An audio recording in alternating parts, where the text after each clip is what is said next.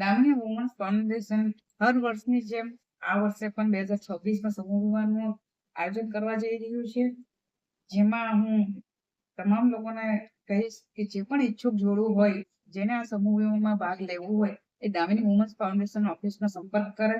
આપણે દર વર્ષની જેમ 11 જોડાને અહીંયા આ સમૂહ વિવાહ કરવા જઈ રહ્યા છે, અને જે આપણી ડેટ છે એ 14 મે 2026 સમૂહ વિવાહની તારીખ છે.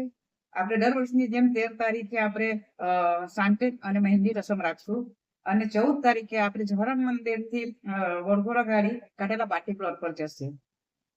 તો હું મીડિયાના માધ્યમથી જે કોઈ વ્યક્તિ આ સમૂહ વિવાહમાં જોડાવા માંગતું હોય એ ચોક્કસ દામિની વુમન્સ ફાઉન્ડેશનનો સંપર્ક કરે.